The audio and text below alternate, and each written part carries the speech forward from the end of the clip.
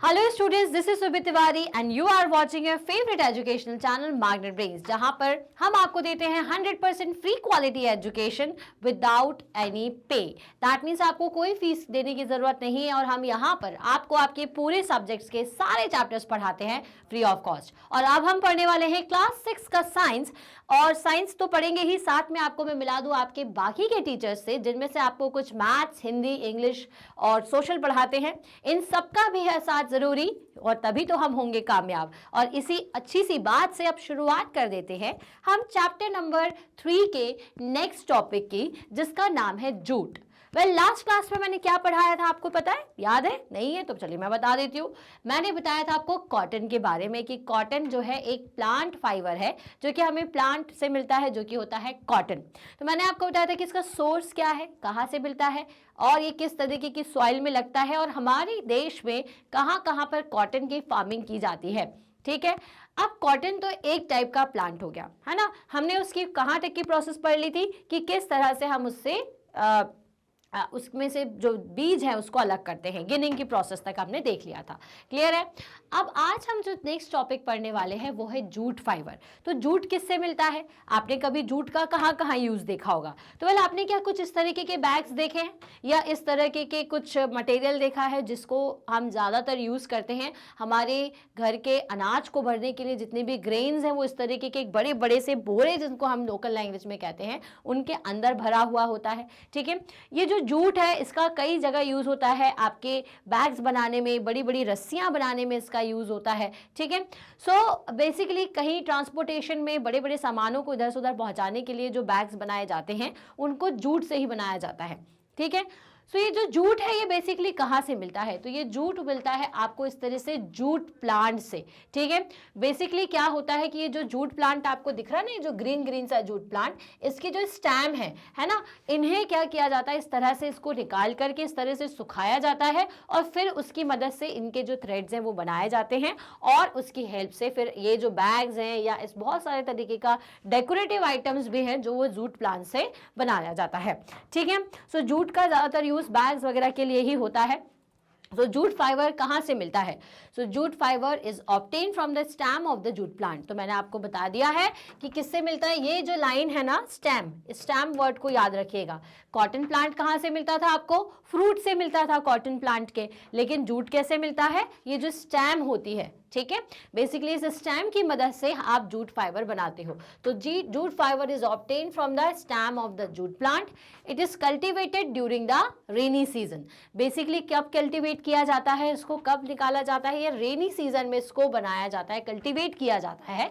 ठीक है, so the jute plant is normally harvested when it is at a flowering stage. मतलब कि इसको हार्वेस्ट कब कर लिया जाता है? देखिए, आपने इसको रेनी सीजन में लगाया तो अच्छे तरीके से ग्रो कर गया, ग्रो करते करते फिर आ जाता है ये उस कंडीशन में जब इसमें से फ्लावर्स आना शुरू हो जाए। तो जैसे ही इसमें फ्लावर आना शुरू हो जाते हैं, फिर इसको क्या किया जाता है? कट कर लिया जाता है। ठीक है, क्या किया करेंगे? इसको कट कर लेंगे। So the jute plant is normally harvested. Harvest का मतलब क्या होता है? सबको कट कर लेना। ठीक है, so jute plant is harvested when it is at the flowering stage. The stems of the harvested plant are immersed in a water for a few days. अब इसके बाद क्या करते हैं अपन?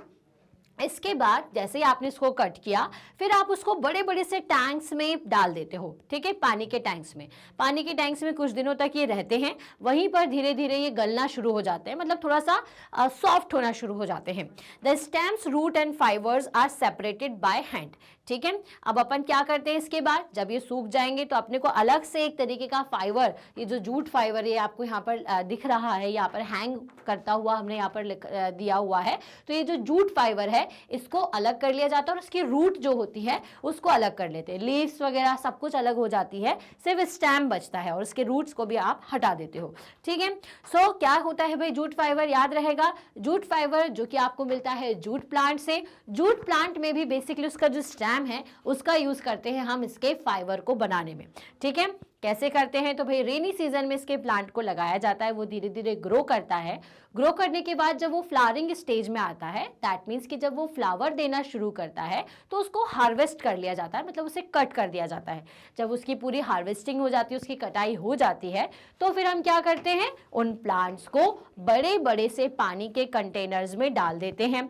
फिर उस पानी के कंटेनर में वो कई दिनों तक रहते हैं। फिर हम उसके जो रूट्स है उसको अलग करके जो स्टेम है उनको इस तरह से सुखाते हैं और फिर उसका यूज करते हैं एज अ फाइबर।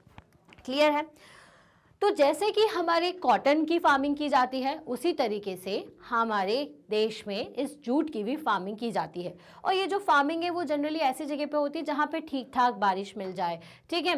और फार्मिंग कहाँ पर होती है? तो in India jute is mainly grown in West Bengal, Bihar and Assam.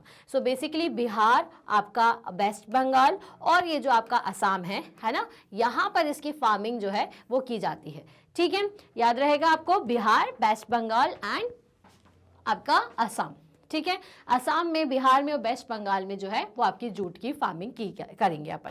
Clear हो गया?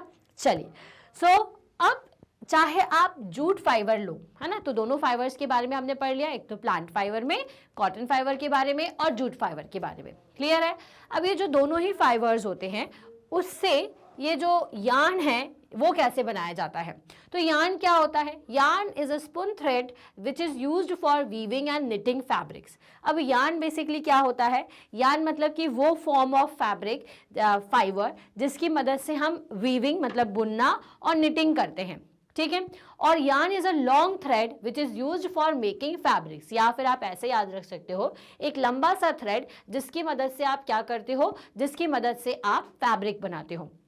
Fabric are made of yarns which are in turn are made up from the fibres. तो फैब्रिक्स जो है वो यार्न से बनते हैं। हमने फाइबर लिया, उससे यार्न बनाया, उस यार्न की हेल्प से आप फैब्रिक बनाते हो, ठीक है। तो फैब्रिक जो है वो बेसिकली यार्न से बनता है। मतलब एक कुछ भी बात हो सकती है कि यार्न से फैब्रिक बनता है और मतलब और यार्न्स जो है वो फाइबर से बनते हैं। क्लियर है? तो अब आपको अगर इन फाइबर्स के बारे में जानना या चेक करना है कि किस तरह से ये जो फाइबर्स हैं, है ना, ये जो फाइबर्स हैं वो यार्न बनाते हैं, तो आपको क्या करना है?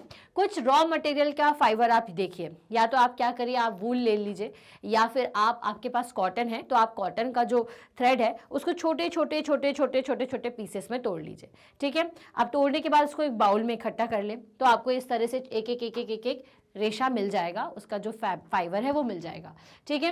अब fibres are the raw material used to make the textile items, they are spun और twisted together to make yarn. अब क्या करते हैं, अपन उसको ट्विस्ट करते हैं।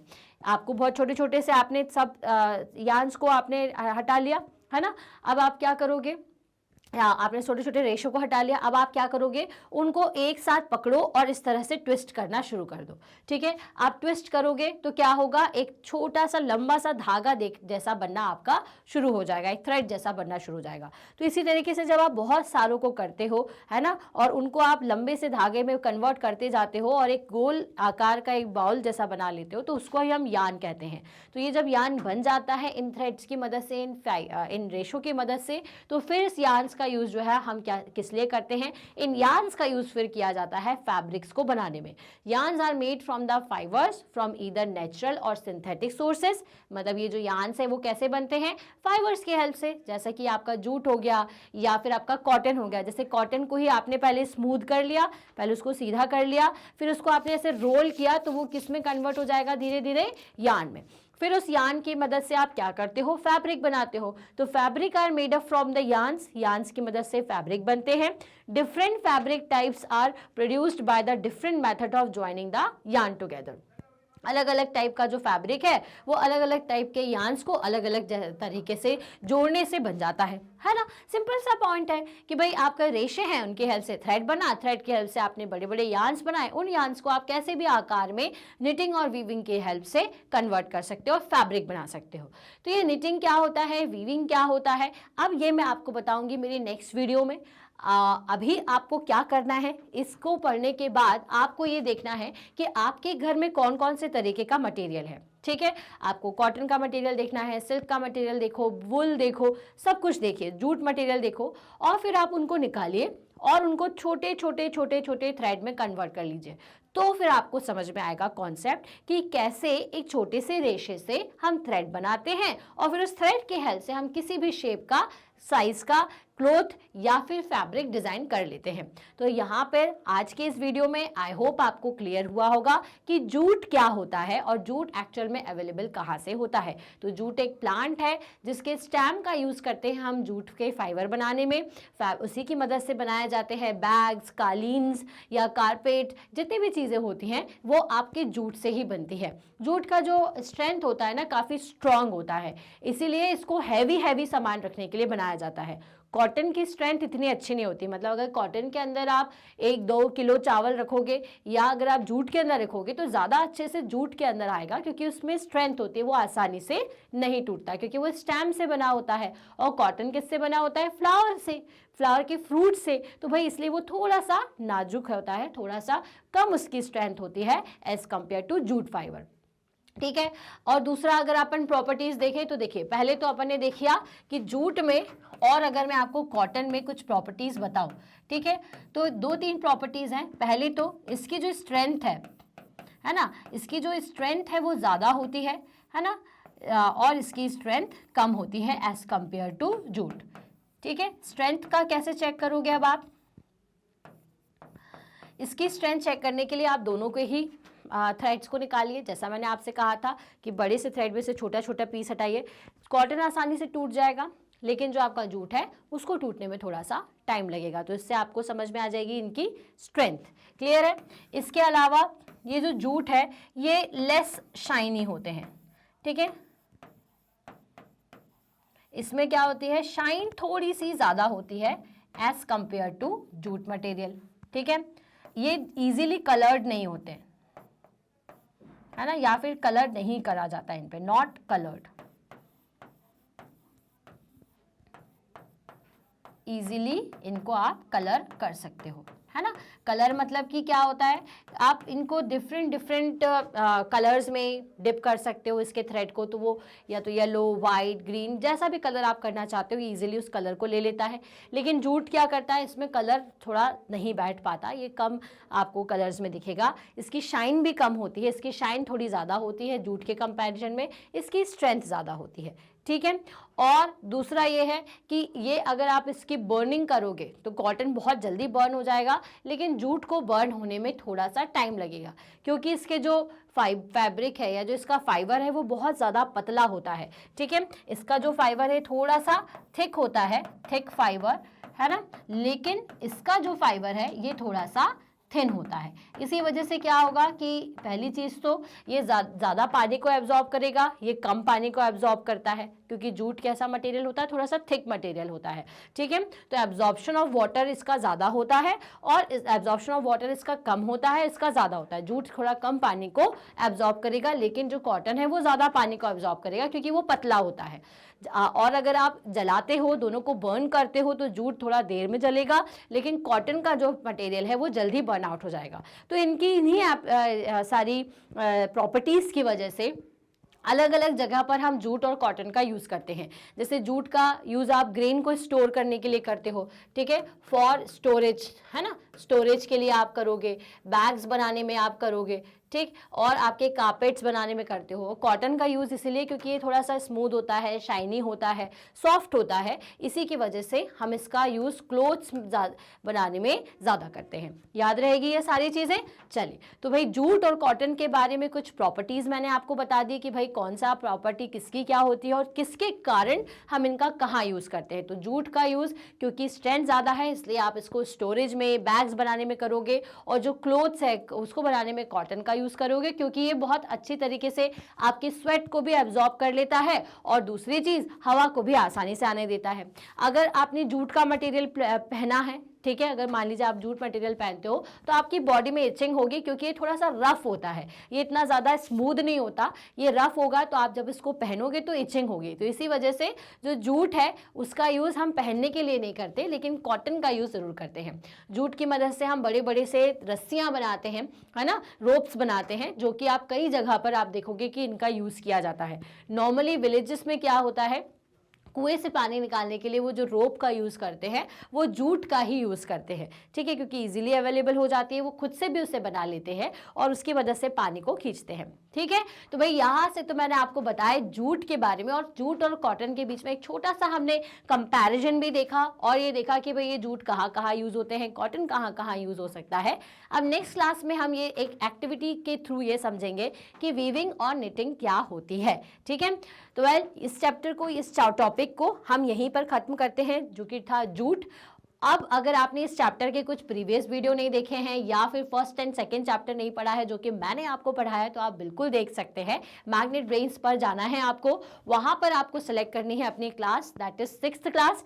जैसे ही आप क्लास सेलेक्ट करते हैं तो एक इस तरीके की स्क्रीन ओपन हो जाएगी। इस स्क्रीन में आपको साइंस के 2 फोल्डर दिख रहे हैं, जिसमें एक सुरभि तिवारी के नाम से आप मेरे फोल्डर में जाएं, वॉच नाउ करिए, तो आपको सारे चैप्टर्स जो भी मैंने पढ़ाए हैं और जिनके टॉपिक्स मैंने कवर किए हैं वो सब कुछ आपको दिखेगा।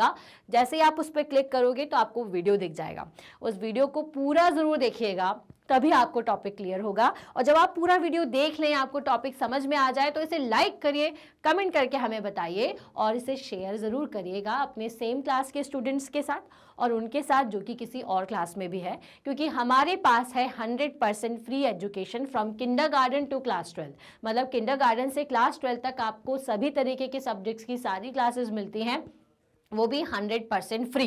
क्लियर है? तो वेल इसे ज़रूर सब्सक्राइब करें ताकि जो भी रिसेंट अपडेट है आपकी क्लास से रिलेटेड, आपके सब्जेक्ट से रिलेटेड, सब कुछ आप तक तुरंत पहुंच जाए। अब मैं मिलूंगी मेरी नेक्स्ट वीडियो में, तब तक के लिए क्या, stay happy, stay healthy. Thank you so much.